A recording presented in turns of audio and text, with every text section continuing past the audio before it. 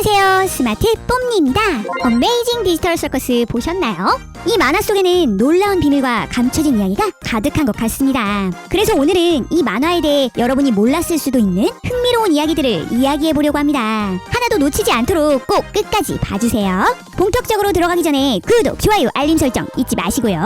그럼 시작해볼까요? 어메이징 디지털 서커스의 세계로 들어가 봅시다. 글리치와 구스웍스가 만든 이 새로운 쇼는 오직 한 에피소드로 매우 빠르게 인기를 얻었습니다. 밝은 디자인과 환상적인 이미지로 많은 화제를 불러일으키며 팬덤을 만들어냈죠. 프레디의 피자 가게와 백룸에서 영향을 받은 시리즈라고 합니다. 그리고 환각을 일으키는 테마들이 우리의 호기심을 자극하죠. 여러분은 어떻게 보셨나요? 그럼 이제 내용을 살펴볼까요? 스토리는 간단하면서도 흥미롭습니다. 한 여자가 다른 5명의 인간과 함께 이상한 가상 세계에 갇히게 되고 괴상하게 생긴 AI와 자신의 개인적인 트라우마에 사로잡혀 있죠. 이 세계에 들어간 폼니는 자신의 이름과 본 모습을 잃고 광대처럼 나타나게 되죠. 서커스 단장 케인과 다른 캐릭터들은 그녀를 환영해줍니다. 이제부터 이곳이 그녀의 새로운 집이 되었고, 이 캐릭터들도 전에는 인간이었으며 다양한 종류의 장난감의 모습으로 나오게 되죠. 폼니의 등장으로 인해 서커스 세계에서는 약간의 혼란을 가져왔던 것처럼 보이네요. 장난감들은 새로운 캐릭터가 쇼에 합류하는 것에 대해 환영하는 입장은 아닌 것 같아 보입니다. 주불과 잭스는 오프닝 노래를 다시 만드는데 큰 흥미를 보이지 않지만, 라가타와 다른 친구들은 폼니를 이해해주고 새로운 현실에 대해 소개하려고 노력하죠. 등장인물들의 캐릭터 디자인은 그들의 성격과 정체성을 반영하는 오래된 장난감을 기반으로 하고 있습니다. 주인공인 폼니, 서커스 단장 케인, 인형 라가타, 토끼 잭스, 주불, 갱글, 그리고 킹어를 만날 수 있습니다. 이 세계에 갇힌 소녀의 이름은 폼니. 그녀는 모자에 방울이 달린 오래된 광대 인형을 연상시키죠. 그녀는 이 세계를 매우 무서워하며 항상 진짜 현실 세계로의 출구를 찾으려고 애를 씁니다. 제정신이 아닌 것 같이 행동하는 단장 케인은 1949년에 발명된 이빨 나사 장난감을 기반으로 하고 있습니다.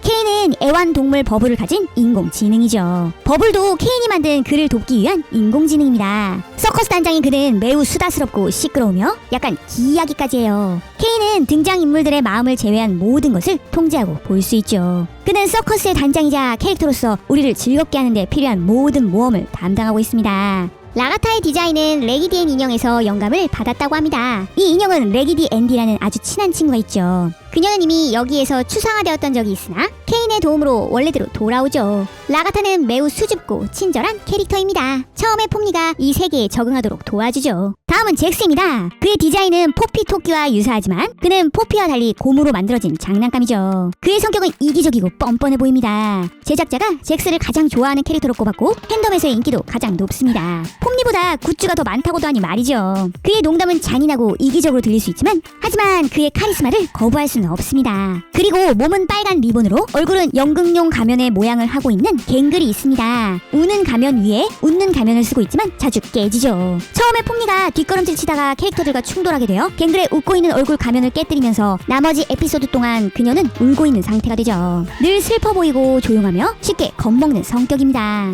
킹어와 함께 다니는데 앞으로의 에피소드에서 그녀를 더 많이 볼 수 있을 것 같습니다. 주불을 잊지 말아야죠. 주불은 맥포머스 장난감을 연상시킵니다. 주불은 원하는 대로 부품을 교환할 수 있죠. 일부 팬들이 작가에게 주불의 성별에 대해 물었는데 작가는 주불이 자신의 정체성을 모른다고 했습니다. 에피소드를 통틀어 주불은 매우 시니컬하고 사회적이지 않습니다. 그리고 케인이 그들을 위해 설정한 활동에 참여하기 싫어하죠. 그렇지만 어쩔 수 없이 참여는 하고 있습니다. 그리고 킹어, 체스의 흰색 킹이죠. 그는 가장 나이가 많고 이 서커스에 처음 도착한 사람이므로 조금 제정신이 아닌 상태입니다. 디지털 서커스에 너무 오래 갇혀 있었기 때문에 미쳐버렸을 수도 있는 것이죠.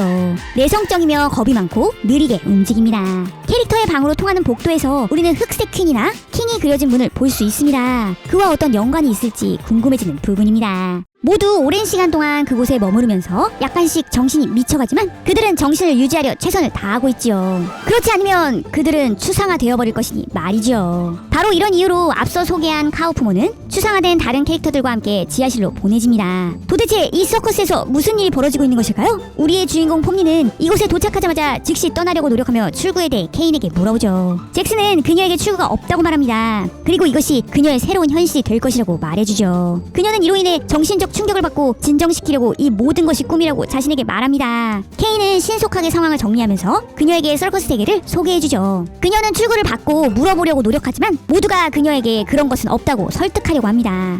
K는 이 모든 것이 디지털 환각이라고 말하죠. 그는 주제를 바꾸고 새로운 소녀 폼니에게 이름을 물어보죠. 그녀는 자신이 기억하지 못한다는 것을 깨닫게 됩니다. 전혀 그 무엇도요. K는 서커스에 도착한 후에는 아무도 자신의 원래 이름을 기억하지 못한다고 말해줍니다. 그래서 글자가 있는 바퀴로 새 이름을 고르게 되고 결국 폼니라는 이름을 갖게 되지요. 이곳에서 일이 어떻게 돌아가는지에 대해 가르쳐주기 위해 K는 글로잉크를 잡아라 라는 실내 모험을 제안하게 됩니다. 주불은 거의 바로 이 글로잉크에 의해 분해돼요.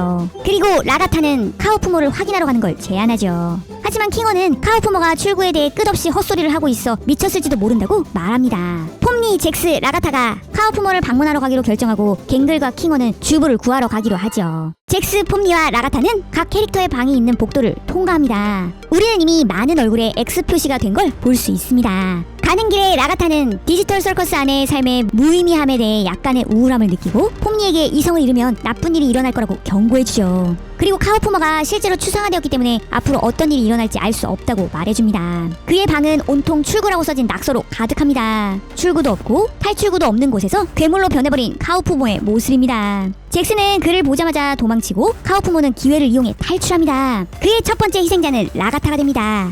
그리고 그녀가 글리치 반응을 보이기 시작하죠. 폼니는 그녀를 도우려고 손을 내밀지만 손이 닿자 그녀의 손도 글리치화되기 시작합니다. 그녀는 달려가 도움을 요청하기로 결정하죠. 그녀는 길을 찾으면서 무수히 많은 문을 엽니다. 몇 개는 수족관이 있는 문이었고 일부는 아무것도 없는 문. 방해했다는 이유만으로 비명을 지르며 얼굴이 튀어나오는 경우도 있었습니다. 폼니는 카우프모를 피해 다니면서 제대로 된 문을 찾지 못했지만 출구를 찾았습니다. 그녀는 그렇게 생각했죠. 라가타를 위해 도움을 요청해야 한다는 사실을 잊은 채 문으로 뛰어 들어갑니다. 그리고 다른 출구가 있는 평범해 보이는 사무실로 들어가게 되지요. 폼니는 이 문들을 열며 지나가게 되는데 다음 문을 열 때마다 정신을 잃어가게 되지요. 그리고 테이블 위에 여기에 도착하기 전에 그녀가 착용한 것으로 추정되는 헤드셋이 있는 방에 도착합니다. 이 방에는 또한 그녀를 마지막 복도로 안내하는 문이 있습니다. 그동안 갱글과 킹어는 주불 구멍을 찾게 되죠. 이때 잭스가 다가와 그들을 구멍에 밀어넣습니다. 글로잉크와 얘기하고 있는 동안 카우프모가 나타나 글로잉크를 때리기 시작합니다. 폼니가 공허로 도착했을 때 케이는 이에 대한 알림을 받고 돌아와서 그녀를 데려가죠. 그는 카우프모가 추상화된 것을 발견하고 그를 지하실로 보내는데 그곳에서 우리는 미쳐버린 다른 사람들을 선명하게 볼 수 있습니다. 그런 다음 그는 손가락 스냅으로 라가타와 폼니를 치료하고 버블이 만든 저녁 식사를 대접하는데 최후의 만찬을 언급하는 것일 수도 있습니다. 마지막 부분에서 공허에 위치한 우리의 섬을 보여주고 그 후에는 더 많은 공허, 마지막으로는 컴퓨터와 헤드셋이 나옵니다. 요약하면 이 시리즈는 매우 복잡한 방의 구조와 끝도 없는 계단과 복도가 있는 뒷방을 떠올리게 합니다. 정말 놀라운 디지털 서커스 세계입니다. 오늘 이야기는